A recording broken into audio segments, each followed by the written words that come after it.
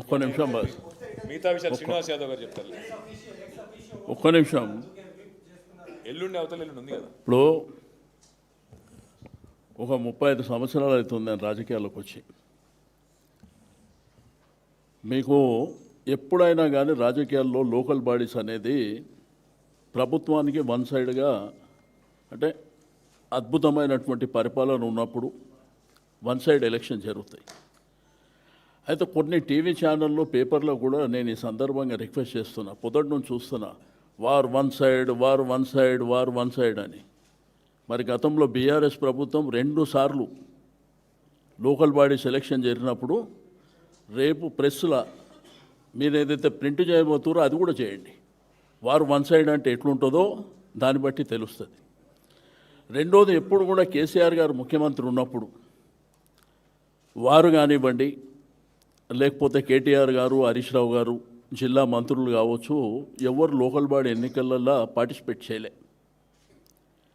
ఇప్పుడు జరిగినటువంటి జిల్లా పరిషత్తు మున్సిపాలిటీ ఎలక్షన్లో కేటీఆర్ గారితో మేము పార్టీగా మాట్లాడినప్పుడు, అన్న ఎవరంతలో వాళ్ళు చేసుకుంటారు అన్న, నేను కూడా మా కాన్స్టిట్యున్సీనే పోతున్నా అని మీకు చూసారు. మీరు కూడా హరీష్ రావు గారు ఎక్కడ తిరిగిర్రు, కేటీఆర్ గారు ఎక్కడ తిరిగిర్రు, ఏదన్నా అత్యంత అవసరం ఉంటే సైడ్ బై సైడ్ ఎవరన్నా రమ్మంటే పోయిర్రే తప్ప ముఖ్యమంత్రిలాగా గిరిగూసుకొని రాష్ట్రం అంతా అన్ని జిల్లాలు తిరిగే ఒకవైపున మున్సిపాలిటీల ఎలక్షన్ ఉంది, ఆ పక్కనే గవర్నమెంట్ మీటింగులు పెట్టి ఫౌండేషన్లు, సంక్షేమ కార్యక్రమాలు, మహిళలకు అది ఇస్తాం ఇది ఇస్తామని.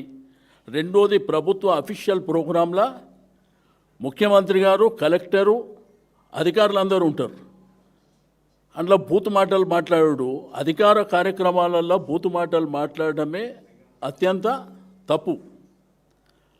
ఆ విషయాన్ని పక్కన పెట్టి ఇప్పుడు ఈ ఎలక్షన్లో మా పార్టీ పరంగా మా కార్యకర్తలు, నాయకులు, అక్కడ గతంలో ఉన్నటువంటి శాసనసభ్యులు, శాసన మండలి సభ్యులు, మాజీలు, వాళ్ళు వీరోచితంగా పోరాటం చేసిరు తప్ప మా నాయకత్వం ఎక్కడ తిరిగింది మీరు టీవీలో పేపర్లో చూసిరు. ఇట్లా ముఖ్యమంత్రిలాగా రాష్ట్రం అంతా గిరిగీసుకొని తిరిగి కరెక్ట్ 3 రోజుల ముందు ఇష్టం ఉన్నట్టు డబ్బు మద్యం పంపించి ఎలక్షన్ చేయలే.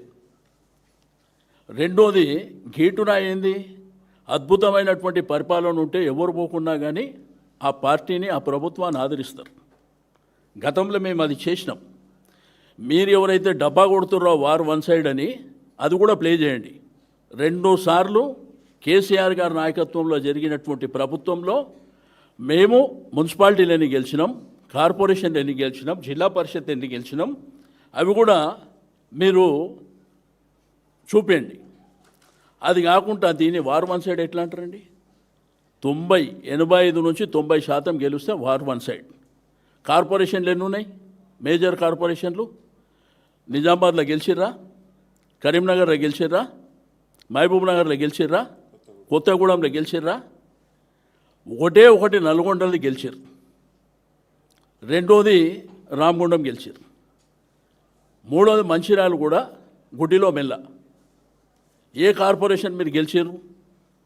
ప్రజాపాలన, అద్భుతమైనటువంటి పాలన, అందరినీ మా క్యాండిడేట్లను దొంగతనంగా ఎత్తుకపోయి విచ్చలవిడిగా డబ్బులు ఇచ్చి పోలీసులు అడ్డు పెట్టుకొని రాజ్యం చేసేటువంటి మీరు దీన్ని వారు వన్ సైడ్ ఎట్లేస్తుందో చూపించే టీవీలు కానీ రాసే పేపర్లు కూడా మీరు ఆలోచన చేయవలసినటువంటి అవసరం ఉంది.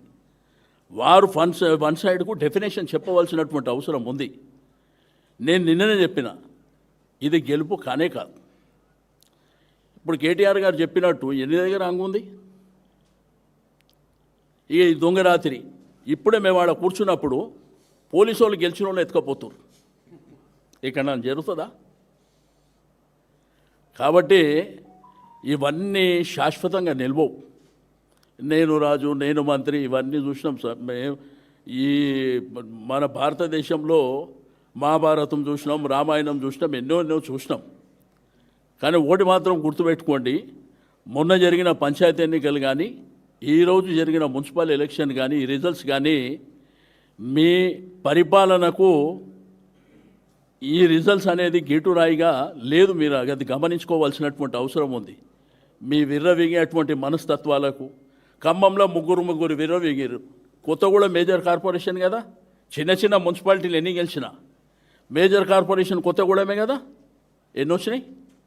20 వచ్చినాయి కాంగ్రెస్కి అక్కడ. వాళ్ళకంటే సిపిఐకి 25 వచ్చినాయి, మాకు 9-10 వచ్చినాయి.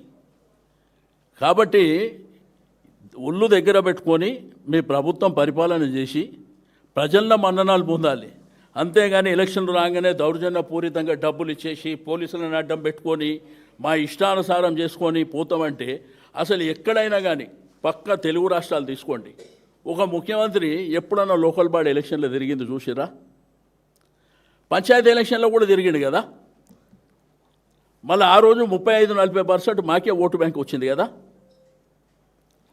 కాబట్టి ప్రజాస్వామ్యంలో ప్రభుత్వాలకు అవకాశాలు ఇస్తారు. మీ అబద్ధాల మాటలు, దొంగ మాటలు చెప్పి ఆ రోజు మా ప్రభుత్వం మీద మేము రూపాయి ఇస్తున్నామంటే మేము 10 రూపాయలు ఇస్తామని, మేము ₹1,00,000 కళ్యాణ లక్ష్మి అంటే మీరు బంగారం ఇస్తామని ఇట్లా మోసాలు చేసి రైతాంగాన్ని, ప్రజల్ని మోసం చేసి అధికారంలోకి వచ్చినటువంటి మీరు ప్రజలు కూడా ఆలోచించారు. 10 సార్లు కేసీఆర్ గారికి అవకాశం ఇచ్చారు, ఒకసారి చూద్దామని. బట్ మీ నిజస్వరూపం మీరేమనుకుంటున్నారు? ఈ కొద్ది గెలుపుతోనే గెలుపు అనుకుంటారు. బట్ ప్రజల అకౌంట్ ఎట్లుంటుందంటే అసెంబ్లీ ఎలక్షన్స్ వరకు మీ పాపాలనన్నీ వాళ్ళ కడుపులో దాచుకుంటారు. అసెంబ్లీ ఎలక్షన్ వచ్చినప్పుడు మాత్రం మీ పాపాలనన్నీ కడిగేటువంటి పరిస్థితి వస్తుందని చెప్పి నేను ఈ సందర్భంగా మాట్లాడితే, ప్రజాపాలన ప్రతి ఒక్కడు మాట్లాడతాడు. ప్రజాపాలన అద్భుతమైన పాలన. ఏ ఒక్క ప్రాజెక్టు కేసీఆర్ గారు లేదంటే మున్సిపల్ మినిస్టర్గా కేటీఆర్ గారు ఇండస్ట్రీసు అవన్నీ ఆన్గోయింగ్ ప్రాజెక్టులు శంకుస్థాపన చేసిరే తప్ప ఏదో ఒక్క ప్రాజెక్టు కట్టిరా? ఒక్క ప్రాజెక్ట్ ఎక్కడన్నా మాట్లాడితే అన్ని దొంగ మాటలు మాట్లాడి అలా అబద్ధాలు మాట్లాడి ఇక దానికి కొంతమంది వత్తాసు బల్కనీకి పొద్దున్న చూస్తున్నా వార్ వన్ సైడ్. అరే నీ అమ్మ, వార్ వన్ సైడ్ అంటే దేన్ని అంటారు? వార్ వన్ సైడు దేన్ని అంటారు? వార్ వన్ సైడ్ 100కి 95% వస్తే వార్ వన్ సైడ్. రెండోది, ప్రభుత్వంలో ఉన్నటువంటి ఎవ్వరు కూడా ప్రచారానికి వెళ్ళకుండా మా పరిపాలన మీద ఓటేయమంటే అది వారు వన్ సైడ్ అవుతుంది. మీకు ఇంత క్లియర్గా మీకు అధికారం అన్ని విధాలుగా దుర్వినియోగం చేస్తే మీకు 1000 వస్తే మాకు 500 చిల్లర వస్తున్నాయి.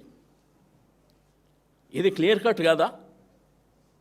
ఒక్క కార్పొరేషన్ ఎక్సెప్ట్ ఒక నల్గొండ, రామగుండం, ఆ మంచిర్యాల కూడా 60లో 30 వచ్చింది, గుడిలో మెల్ల. మేజర్ కార్పొరేషన్లు ఏమొచ్చింది చెప్పండి. పోయి రిజల్ట్స్ రాకముందే ఢిల్లీలో పోయి డబ్బా కొట్టుకొని ఆ రాహుల్ గాంధీని పొద్దున్నే ఆ నైట్ డ్రెస్ మీద పట్టుకొని ఫోటోలు దిగి ఏం డబ్బా కొడుతురు? మల్లికార్జున ఖర్గే గారు చెప్పినట్ట వారు వన్ సైడ్ అయిపోతుందని. సో ఇదేనా వన్ సైడ్? మాట్లాడితే అడ్డగోలు మాటలు మాట్లాడి 3 కార్పొరేషన్లు అంట.